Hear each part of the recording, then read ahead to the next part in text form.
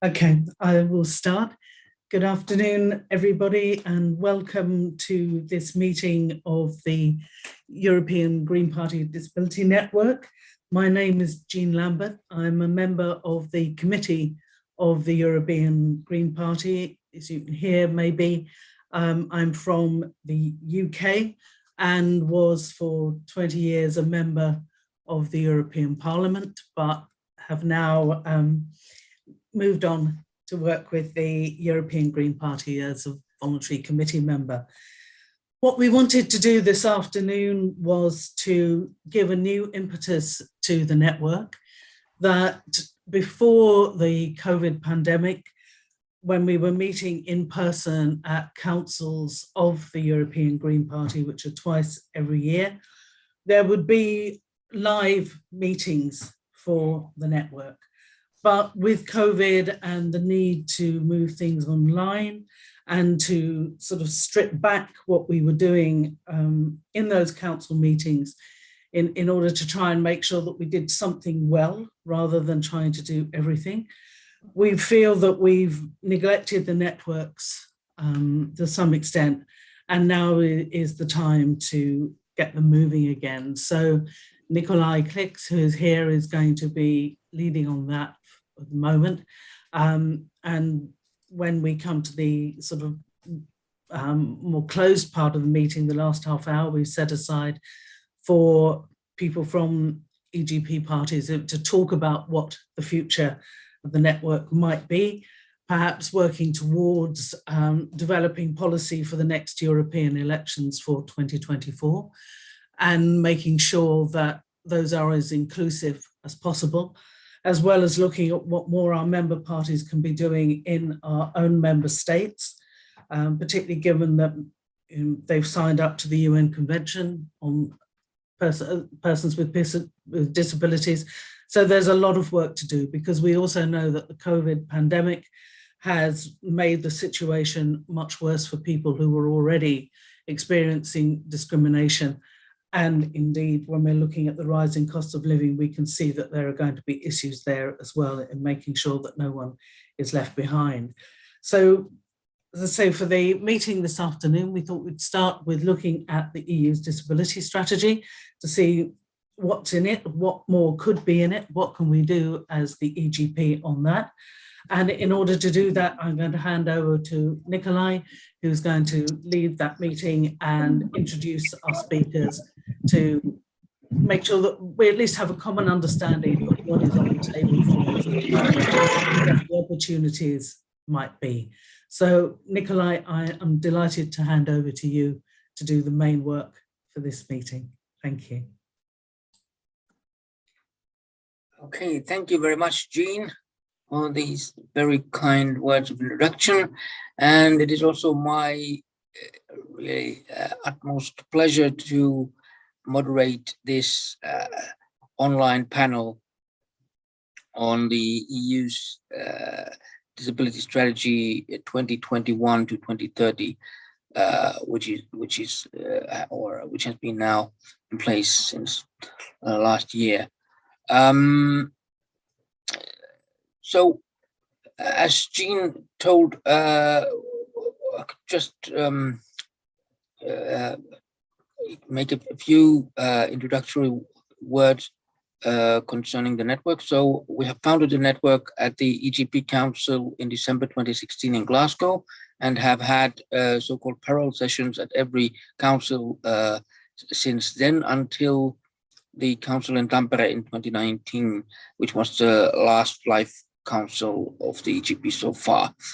And this online panel discussion in a way marks a restart, as Jean said, for this network. And I could maybe briefly tell you about the plan for this afternoon. So we'll have two keynote talks. The first one by Katrin Langensiepen and the second by Alejandro Moledo. And after Alejandro Moledo's keynote, we'll have a 20 minutes Q&A session with Katrin and Alejandro. And then, as Jean said, the last half an hour is reserved for an internal discussion of the Disability Network members.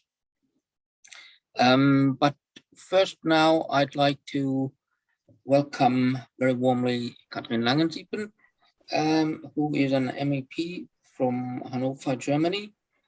And Katrin is a vice chair of the Employment and Social Affairs Committee. And in addition to that, she is a member of the Foreign Affairs Committee and a sub-member of the Internal Market and Consumer Protection Committee in the European Parliament. So without further ado, please, Katrin, the virtual floor is yours.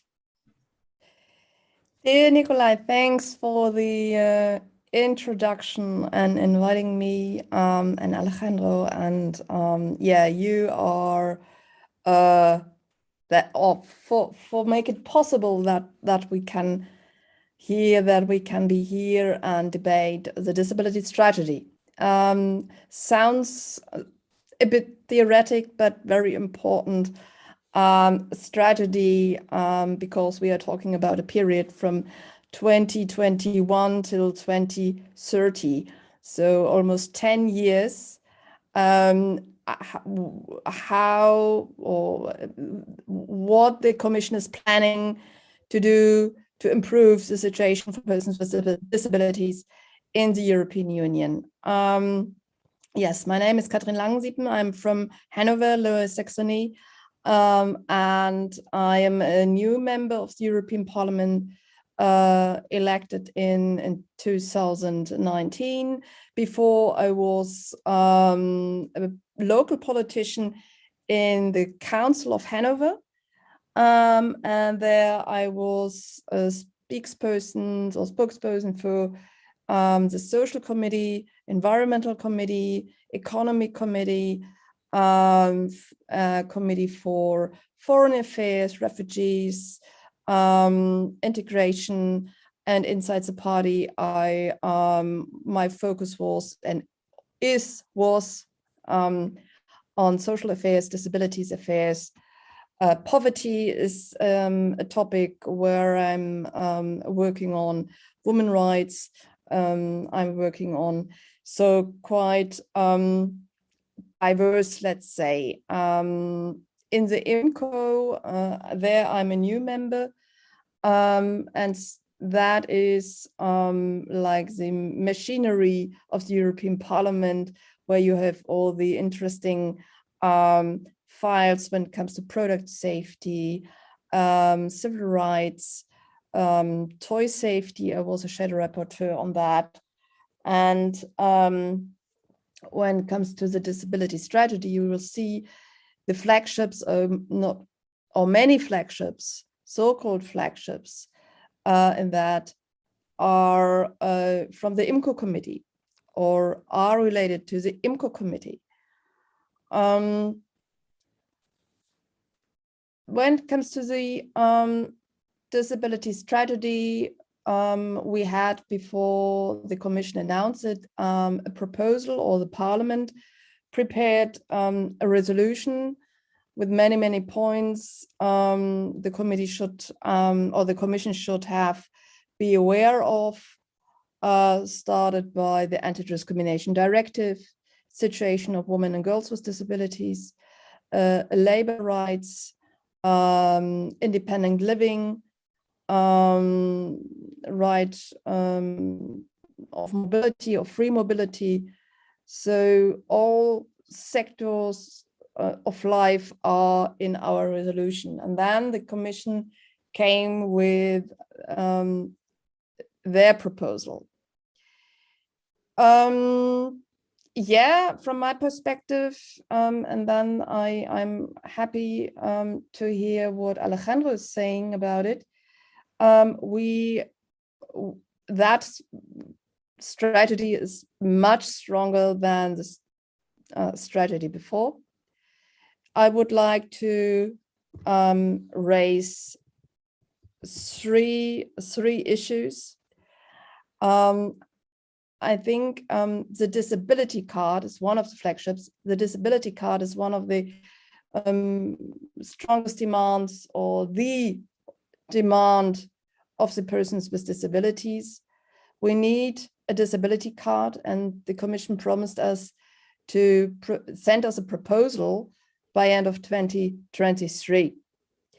Sounds good, but of course we have to look into the details. What can I do with that disability card? Can I travel wherever I want to? Can I take a person with? Can I have an assistant with? So what does it mean to have a European disability card? And how can I get that disability card?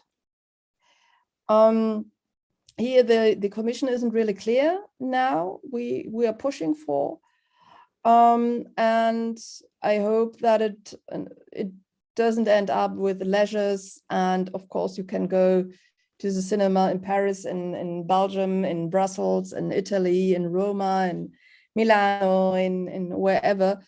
So the nice to have things, but not really. Can I use it when I'm a student or a worker, or I want to take my partner with? Is that card accepted in other countries?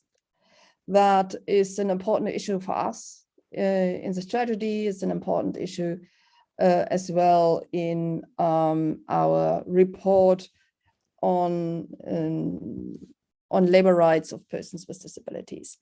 Second part, a very important issue for me, for us as Greens, we are a feminist party, the situation of girls and women with disabilities. We are fighting now for a directive when it comes to gender-based violence. I think women and girls with disabilities are still invisible. When it comes to rape, forced abortion, and the independent living that I can decide with or not. I live with a partner. I live in a different kind of, I would like to call it, different kind of relations. So the diversity of situation or diversity of women and girls with disabilities is a very important thing. Intersectionality is here the key. And last point, and then I come to an end. Independent living. We flagged it, or I flagged it again. It's one of the main issues when it comes to housing, when it comes to marriage, when it comes to choose wherever I where and how, and I want to work. So my labor rights, do I have labor rights? Independent living means deinstitutionalization, so the phasing out of institutions who are against the UNCRPD is another very important topic, and happy to see it in the strategy. Then I told you that I'm a member of the IMCO committee, and I am happy to announce that we will have an INI report as Greens in that very conservative committee, very conservative and very important committee. So we push for the idea of an accessibility youth center. It's a flagship initiative in this strategy, and we could manage it to have an INI report about it. That means we would like to have in the end kind of a center when it comes to accessibility on the private market. So it's IMCO related, where we would like to take on board the good practices across all sectors, and that we have in kind of an inspirement policy development. So to see how can we create a new body, a new institutions on accessibility. It's still quite vague, and I think it's a moment here, and I come to an end, to debate it. How could it look like? What could be our demands? I would ask you to, or kindly ask you, or underline it, how important it is. We are talking about something in the IMCO committee, and I'm happy here that disability issues are not only a social issue.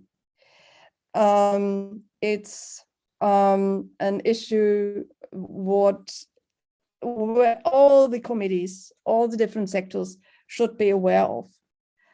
And now I'm really looking forward to you, Alejandro or Nikolai, and say thank you for the invitation, for the floor, and looking forward for a fruitful debate on that or more.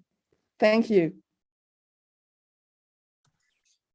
Thank you very much, Katrin, for this very inspiring intervention in our online panel. And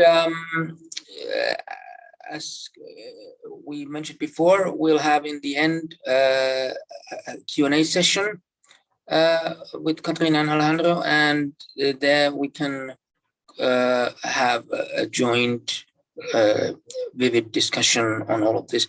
But now, without further ado, I would like to give the floor to Alejandro Moledo, who is the head of policy of the European Disability Forum. So please, Alejandro, the virtual floor is yours. Thank you very much, Nikolai, and many thanks for the invitation. I'm really glad to be here in this restart of your network. Well, my name is Alejandro Moledo, and I work at the European Disability Forum, EDF in short. And for those who don't know, EDF, we are the pan-European umbrella organization bringing together the European disability movement. So to give you an idea, our full members are those organizations, European organizations representing the different disability groups, such as the European Blind Union, the European Union of the Deaf, Autism Europe, or Inclusion Europe for people with intellectual disabilities, and also those organizations at national level that represent the disability movement in their country. So we are mainly an advocacy organization, and we work very closely, obviously, with Katrin and with other MEPs in the European Parliament. And our main mission, as you can imagine, is obviously to make sure that the EU fully implements the UN Convention on the Rights of Persons with Disabilities. Now that we have not only the UN CRPD ratified by the EU itself as a supranational organization, but also all member states have ratified the CRPD. And this is an important aspect to bear in mind when talking about the new disability strategy, the European Disability Rights Strategy 2021-2030, which I will give you a little bit of introduction to, in case you are not familiar with it. But I'd like to start by expressing what is our view as the representative organization of persons with disabilities about this strategy. Obviously, as Katrin mentioned, it's a positive document, and it's good that we, as the EU, has black and white the commitments on keep on advancing on disability rights. We very much appreciated the process in consulting not only with us, but also with our members, with organizations working on the disability fields, with even service providers, with national organizations, all the consultation process that was carried out by the Commission. In this case, we were gladly surprised that it was very comprehensive, and they actually took into account and then included in the strategy many of the ideas that came from persons with disabilities themselves, from the disability movement. So in that regard, we should applaud, in this case, Commissioner Dalli, who is, as you know, the entitled commissioner responsible for the implementation of the CRPD, because in this case, for the drafting, the preparation of the disability strategy, it was very positive. So having the CRPD, as I mentioned, ratified by the EU and by all member states, now we can see that the disability strategy, the new one, goes beyond from what the previous one was aiming to achieve. In that sense, it's good because you see that it's very much rooted in the CRPD, and it reinforces the presence of persons with disabilities and of the disability movement in existing mechanisms and structures that we have at European level. And I will mention some of them to give you a clear idea on what we mean by this. It is good that it includes dates for some of the actions. In short, there are over 50 something actions divided in 8 chapters, and many of them include the dates in which they should be delivered, but not all of them. The strategy goes up to 2024 only, and at that moment it is foreseen to have a revision and a potential update of the strategy of some of the actions. We would have liked more precise dates for all of the actions, obviously, but overall we see that the strategy has the potential to deliver, to make a change.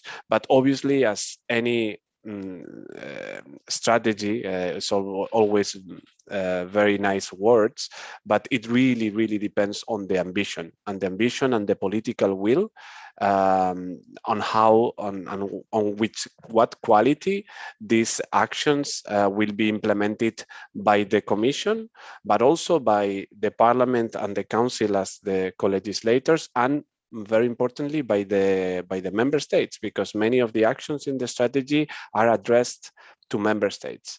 And we've seen, as the example of Katrin mentioned, on the Equal Treatment Directive, which is, as you know, the proposal for a horizontal anti-discrimination legislation at EU level that has been blocked in the Council since 2008.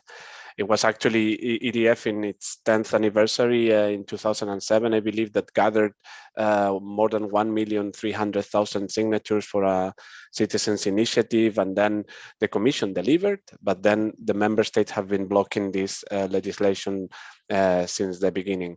So first, I would like to mention some of the positive actions of the strategy, and then I will move to the less positive or rather negative ones. So the positive aspects, as I mentioned, is that the strategy is a broad document. It covers 8 chapters, 8 let's say big objective and priorities, and many of the actions came from DPOs. One of them is, for example, one of the main, as they called, flagship initiative, which is the disability card, what Katrin was referring to. This was a proposal that came from one of our members many years ago, the Belgian Disability Forum, for a mobility card. And finally, after the pilot project that is being implemented in 8 countries, one of them Belgium, actually.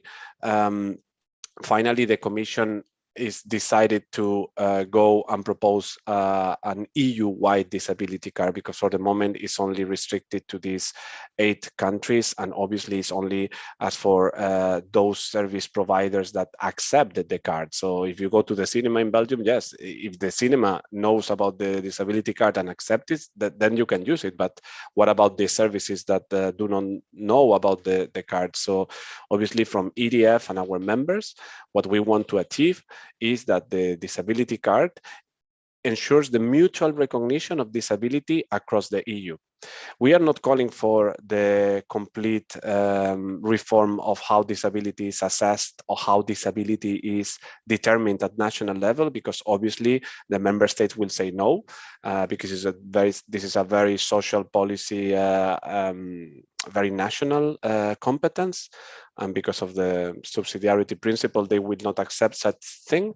But the recognition of disability across the EU could guarantee that, for example, when we move from country to country, as it was my case when I moved to Belgium, you don't need to go through again a disability assessment if your disability was already recognized in an EU country.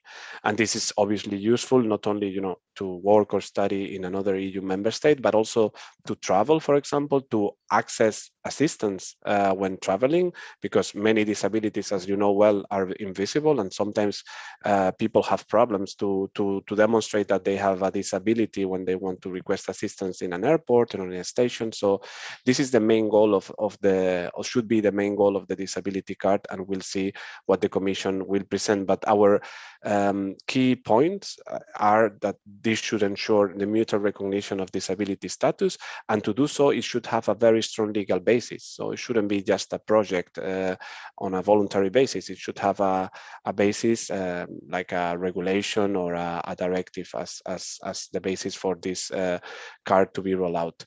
Then also another flagship initiative also mentioned by Katrin is the guidelines that the Commission will prepare on the institutionalization. And this is very important because we know that many member states have different understanding of what deinstitutionalization means, what is the transition consisting on. So having this common understanding on what is, you know, living independently in the community, whether this, what kind of, you know, how we transition from institutional care living to community-based living, and what is the necessary resources and services to ensure this is very important, and we welcome very much this flagship initiative. Another of the flagship initiative is the one concerning employment, the employment package, which in our view should include the not only, you know, quantitative targets as for reducing the gap between persons with disabilities and non-disabled people as for the employment rate, but also to reach out better and quality employment. So not you know, ensuring that people can work in shelter workshop, but there is a clear investment in moving away from shelter workshop, for example, into the open labor market. Another some of the positive actions that we found in the strategy are the guidelines for public procurement, which are very important because the public procurement legislation is very sound. It includes many positive aspects, such as including accessibility and social aspects into public procurement contracts, but unfortunately this is not very much used at national level. So the Commission produced guidelines last week. This was one of the actions that was already completed last week as for how to make sure of these provisions. Also on elections, it's very important. The Commission will prepare guidelines or recommendations. As you can see, basically it's all about recommendations and guidelines. That is one of the negative points that I will mention later. So for elections, they will prepare guidelines on how to ensure accessibility of the European elections. We are working on parallel with the Parliament on in the AFCO committee, which is the Constitutional Affairs Committee, on a reform of the EU electoral law, which is from 1976 and still not aligned with the CRPD, as there are many countries in which persons with intellectual or psychosocial disabilities cannot vote, don't have the right to vote. So we need to reform this, and obviously we need the Council to do that. On education, the actions are similar, like to support the skilling of teachers, to working in obviously in inclusive education settings, access to justice. There are many actions on this as well, to equip the professionals in the justice system to understand better what disability is and how they can or they should welcome persons with disabilities in the justice system, and also the possibility for persons with disabilities to work in the justice system, which is not, unfortunately, not very accessible nowadays.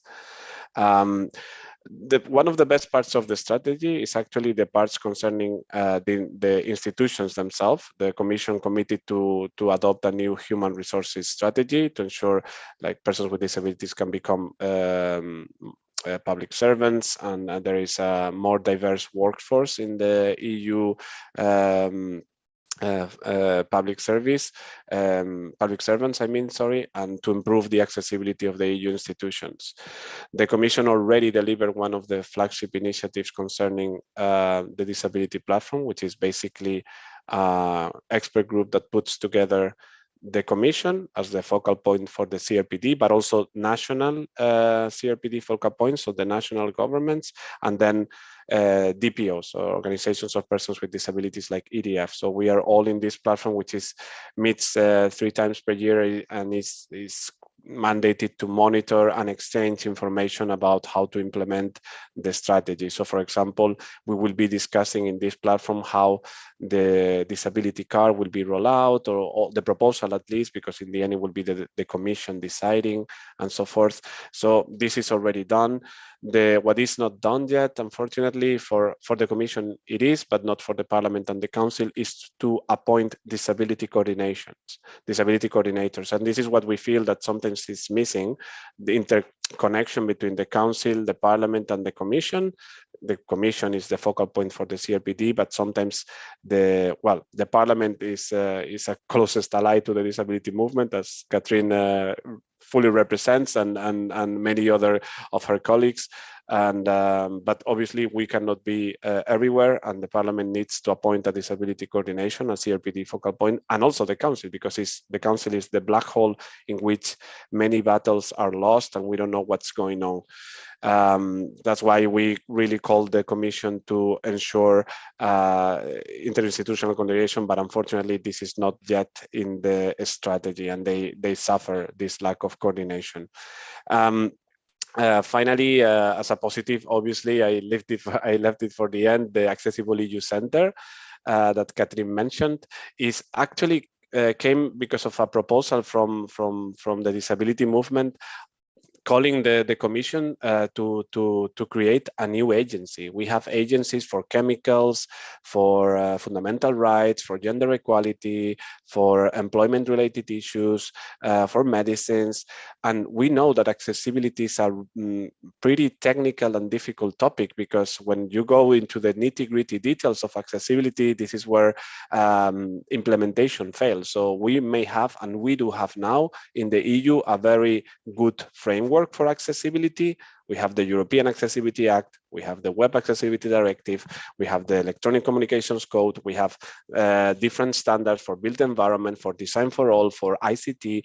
But the problem is that then implementation doesn't happen. And we need the expertise, we need to spread the resources, we need to increase the knowledge, both the private sector and also the public sector, because the public sector is affected by is bound by the Public Procurement Directive or the EU funds, for example. There is an obligation of requesting accessibility in the EU funds. And the problem is that they don't understand in many cases, and it's not their fault because it's technical, but what accessibility means in practice. So we need the resources, we need the professionals, we need people with disabilities involved in the development of what accessibility means in practice. And that's why we were calling, as they have in the US, and this is a good thing that we can take from a good example that we can take from the US Access Board. So the idea was to set up an EU access board, or to set up an EU agency. But even the Commission acknowledged that this could be a really good idea, because we have, again, this very good, very comprehensive legal framework. But the Commission could only go to proposing an accessible EU center, of which we don't know much about yet. But we hope that this center can deliver most of the tasks that we would envisage for an agency in the future. We'll see how this center is set up. And I will just conclude with some of the, let's say, rather negative aspects of the strategy. One already mentioned, which is the fact that there is only one legislative proposal, only one hard legislation in the strategy, concerning a proposal that will be released this year on having binding standards for the quality bodies. We are very much looking forward to this proposal, as it is important that the quality bodies at national level can also investigate and seek remedies when there is cases of discrimination against persons with disabilities, even if we don't have yet, unfortunately, a European anti-discrimination legislation. As you can imagine, there are many, recommendation guidelines and so forth, and we found that there were many, already foreseen actions that we knew they were going to happen anyway, such as revisions of existing legislation. And in the end, what we wanted to achieve in the disability strategy is a really strong commitment to keep on working for the implementation of the CAPD. But nevertheless, we didn't see this higher coordination between the institution. And for example, a very important demand that we repeated over and over again to the Commission is to set up a CAPD unit in the Commission, higher up in the hierarchy of the Commission, to ensure that there is a good mainstreaming of the CAPD throughout the many departments and the many services of the Commission. Women and girls with disabilities was also not stressed enough in the strategy, unfortunately, and on this regard, for example, and related to the directive that Katrin mentioned on combating violence against women, we launched 2 days ago, actually, a petition calling for the inclusion of for the prohibition of forced sterilization in this specific directive. I will paste the link in the chat as soon as I finish, so for you to sign and to spread the word if you can. And obviously we will work very closely with Katrin and other MEPs to ensure that this is included in this legislation. And again, the strategy is positive, is rather positive, is promising, but obviously, as any strategy, it would very much depend on the real commitment and the real resources and the real political will that we see from the Commission and particularly from member states when it comes to fulfilling the actions and the objectives of the strategy. So from EDF, we will keep on working with all of you and with our allies to ensure that this is as ambitious as it can get, because it is time for having the strategy to have a real impact on the everyday lives of persons with disabilities and turn the nice words into actions. So I will leave it there. If you have any questions, I'll be happy to answer. Thank you very much. Thank you, Alejandro, very much. That was very fascinating and truly very informative as well, at least for me. So thank you very much again, Alejandro. So at this stage, we open the Q&A session, and I suggest for the participants to use the first of all the reactions bar, which is on the in the lower part of the screen on the right, and there to use the raise hand button. However, if this poses a problem for some of you, then you just could, for instance, unmute yourself or let's say unmute yourself for requesting the floor. But yeah, at this moment, I would like to open the floor for the discussion of the participants. So don't be shy in using the raise hand function or otherwise indicating your willingness. Okay, so we have Arden raised his hand. So please, Arden, you can unmute yourself. Sorry, maybe you just could briefly tell from which part of Europe you are, and just briefly introduce yourself for the participants, because quite many of us are new to each other. Thank you. Yes, hello, good afternoon to all. Thank you for the inputs we received here. It was very interesting. My name is Arden Fafstaller. I'm from South Tyrol, German part of Italy, but I speak more than one language: Italian, German as a mother tongue, Italian, a second English, and Spanish and French a little bit. I'm member of the Greens of South Tyrol, but I'm also a member of the Grüne Jugend in Germany, and yes, and also I was sometimes active at the FIG level. My question about the disability strategy is about train transportation and the barriers people face, the different barriers. Is there also some perspective which may be included? Because, for instance, Switzerland introduced its new high-speed train. It's not directly high-speed train as the TGV, but it's a train for long distances, and it's a so-called train which is more or less on the platform level, the Girona train built by the Stadler.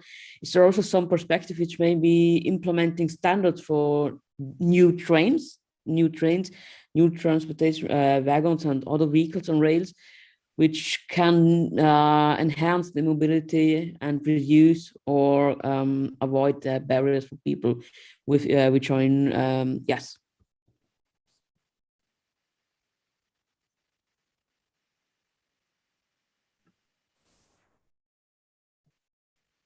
Okay.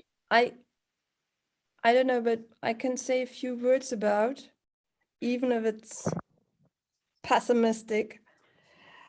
To be honest, okay, no, we start with something neutral, let's say. Alejandro, please add and correct me if I'm wrong or I missed something. More than 1 year ago, we had a debate on in the parliament on the passenger rights. So when do I have apply for assistance 2 days before I want to travel or 3 days? And it was a fight in the trilogue. A trilogue is when member states, commission and parliament comes together and negotiate a file. That's very easy explained. And it is, when it comes to mobility and standardization and rights for persons with disabilities, it's complicated because, first of all, we don't have a one united train system. We have different member states and different train systems, and we have sometimes a public, some of the train agency or companies are private, and here we have the issue of, we are talking about money and who's paying for the for the assistance. And there it was a fight for minutes. It was a fight of minutes, of hours, of days, and we weren't really happy with the result. We weren't really happy that persons with disabilities still have to wait for assistance, still have to apply days before assistance, and new trains. And here I only know how it is in Germany. The new ECI, the new ICE is not really accessible. Less space for wheelchair users, and we don't even have the problem with how can I get into the train. Sometimes it's a problem of is the toilet is accessible, question mark, yes or no. So different topics, different challenges, as we say, to travel. So your answer is, or the answer to you, Ayun, no, I'm pessimistic and I'm angry. And it's one of the huge issues for persons with disabilities. And unfortunately, persons with disabilities are not seen as customers and clients. we can pay for tickets, but when it comes to human rights assistance, we are kind of a burden. I say we. And even me, sometimes I have problems to get into trains, even if I'm not a wheelchair user, but of course, a small person with visible disabilities, it's always a fight to get into the train. And so I paid for tickets and I can't get into. Yeah, that is an issue.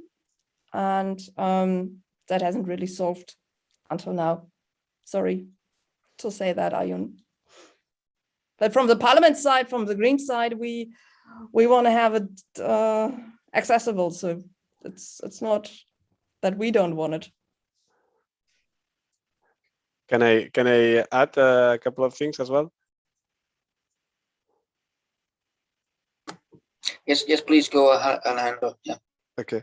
No, I agree with what Katrina said, and the only so there are two issues here. One is the passengers' rights, which, as Katrin mentioned, the regulation for passengers' rights was recently revised, I believe this year or last year, and yeah, we got some improvements there.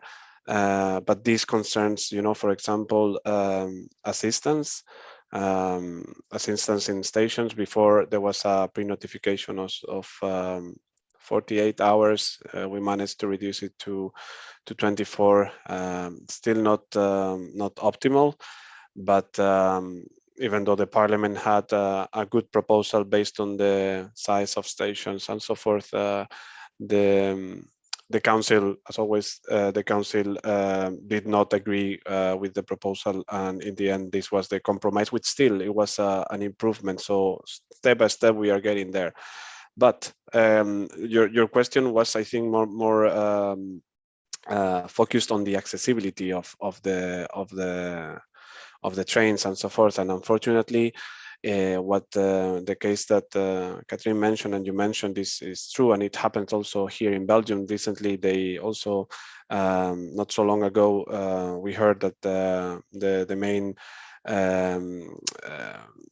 railway entity bought new trains which are not accessible, the double floor trains which are not accessible, and this is because there is a lack of harmonization in this case. Standards are very much needed. For example, it would facilitate very much for accessibility reasons and for convenience also for all Europeans to have the same height for the platform. Then we will ensure that there is a stepless way into the train, for example. But of course, which country is going to give up? Which country is going to say, okay, I will rebuild all my stations because the EU agrees that the height is this specific one, but my stations are higher or lower. So indeed, the economic the economic and financial aspects, unfortunately, is there. But in the disability strategy, to bring a little bit of hope as well, in the disability strategy, one of the actions for 2022, so for this year, is to launch the inventory, as they call it, the inventory of assets on rail infrastructure. So what this means, basically what they want is to gather examples of stations, of vehicles and so forth, aiming to identify the existing obstacles and barriers for accessibility. And what's the end result that we would like here? Because, okay, you can gather many examples and the assets and so forth, but what is the end result? And the end result concerns the so-called, and this is a very difficult name that I hope I would remember, the TSI-PRM, the Technical Specifications for Interoperability on Persons with Reduced Mobility. If I'm not, I'm sorry if I did not say the name correctly. And that's basically the regulation we have in Europe as for accessibility of train transportation. So if we manage to get this inventory of assets, if we manage to get the Commission, which one could think that they already know, the Commission to really see what are the issues, and we can prove to the Council and Member State that we need to have more harmonized approach towards transport by rail, we can manage to make a difference. But for the moment, this TSI PRM regulation is not, we don't see that it is going to be revised. We are pushing for it, but for the moment, we don't have the confirmation that this will happen. I believe, maybe I'm wrong, but I can check with my colleague following transport. Okay, thank you. Then Diego Schettino, please, you can unmute yourself. Yeah, hello everybody. I'm Diego Schettino, the Italian green responsible of disability. And nothing, I'm grateful to be here with you. And I'm very happy to see that in Europe there are something to give a chance to people, to give a chance to country to become best of now. In simply, I search to explain. In Italy, I believe in a concept that before to fight warrior pirates, before to fight instruction inclusion, before everything, we must form people to welcome disability person.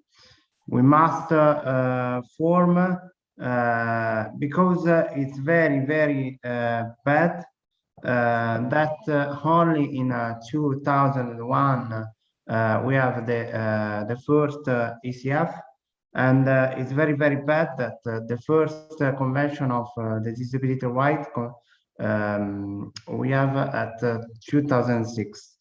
What this thing? What this mean? That we are too late. We are very late because the disabled people that are from Jesus Christ born. So we are very late, and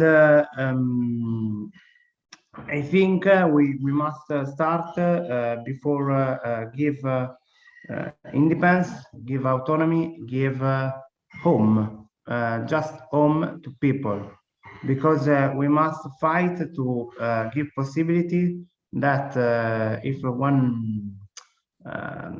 one disabled people want at 18 to get off family can do, and this not happen in Europe, in nothing of the countries. Why that? Because if we read the European Convention, we find a lot of law to guarantee the right of disabled people, but no one law to guarantee the independence, to guarantee the autonomy, and to guarantee simply the person. And I think in this commission, in this panel, we can work about it before everything, because if we don't guarantee to welcome in right people, disabled people, we don't we don't do nothing, because yes, okay, we fight warrior birds, okay, we fight school inclusion, okay, right, but after what we have? Nothing. We have people can enter in school, people can enter everything, but people, other people, not are formed to welcome people disabled. Thank you. Okay, thank you, Diego. Yeah, so basically, we have before scheduled that we would have the Q&A session until 5 o'clock. But I mean, it depends on how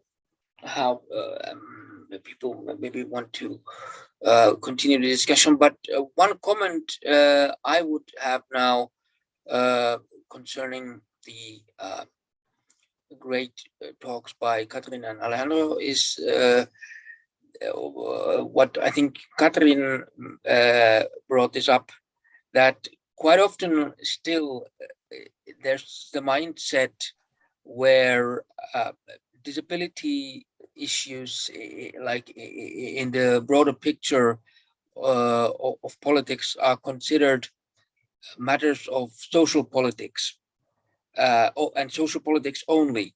I mean, even though very many aspects which are related to lives of persons with disabilities are indeed closely interrelated to social policy issues, it is not like that the disability matters would be kind of an external box which is separated from all the other issues, or like a lonely island out somewhere out there. So, for instance, what Alejandro said about, which is a very concrete question concerning the height of the platforms at the railway stations, which then enables or facilitates the accessible travel for people with disabilities. I mean, it is like from a narrow perspective, it is concerned with accessibility issues. But then again, for instance, if we regard this more like infrastructure question, and also see the financial aspects of it. I mean, after the pandemic, we have had this huge package of stimulus. I don't know how it is called, the stimulus package to reignite the European economy. I mean, why aren't these investments in infrastructure, when they are related to disability matters, why aren't they also thought as part of investment policies, for instance? So what I am sometimes a bit, let's say, bugged with concerning disability policies is that they are kind of seen as as a separate issue, whereas we should maybe strive for more. I mean, in disability matters, inclusion has always been a very important slogan, that we should strive for inclusion in the society in wider terms. And concerning disability policies, we could maybe try to strive for including policy matters that relate to us and to accessibility issues more into the wider spectrum of well, social policies, of course, but also to wider questions of infrastructure and also like I mean, if we are considered more as equal citizens, which we sometimes more or less are, sometimes more, sometimes less, then this also would be a sign from the wider society that we really are equal members of the society. If we are considered as consumers like everybody else, or like as active citizens as everybody else is. But I believe there's still a long way to go before we have reached this kind of a change of the mindset, I would say, perhaps. Yeah, I fully agree with you, Nikolai. I think we should be working, and at EDF we do our best. I mean, we cannot be everywhere, but we do work in this twin track approach. Obviously, we work on those initiatives concerning persons with disabilities that concern us because we must be there. It's about us. But then we also try to be to mainstream the perspective of persons with disabilities in many sectors that maybe in the past they didn't think of us. In digital, for example, until now, till only recently, accessibility was something like accessibility of technologies was something like was really by chance, or really like a project, or really like a nice thing to do if you can, but it was not as a core aspect of the discussions around technologies like privacy or like data protection or safety, and same goes for the Green Deal, for example. We are always trying to say that the green transition should also be a social transition, and for example, if we have funds that will be included to to refurnish a building and make sure that is energy efficient, then if we are going to include these funds for the renovation of these buildings, why don't to include the requirement of making the buildings accessible as well? So it's all this, interconnection, intersectionality, as Katrin said at the beginning, that we try to achieve, and we do as much as we can. But obviously, sometimes we cannot be everywhere, and that's why we insist so much in the Commission and the Parliament and so forth to have the mechanisms internally. So when they propose something or when they do their legislative work, they check whether that specific proposal or amendment or whatever they do, or project or funds, is CRPD compliant. And then we will make a big step forward. That for the moment we are working as intensively as we can, but we need structured solutions to be sure that that the institutions have a broad understanding of human diversity, because in the end this is about human diversity as well. So Yeah. we'll get there. We'll get there. Yeah, I totally agree with you, Alejandro. And I think maybe one key word which I would like to take up from your intervention is mainstreaming. I think this is very important, so that we really like mainstream disability policies, and that we also show the interconnection between different fields of policy. But now, as I have been informed that Katrin needs to leave quite soon, perhaps we could now move to the next part, or the final part of this online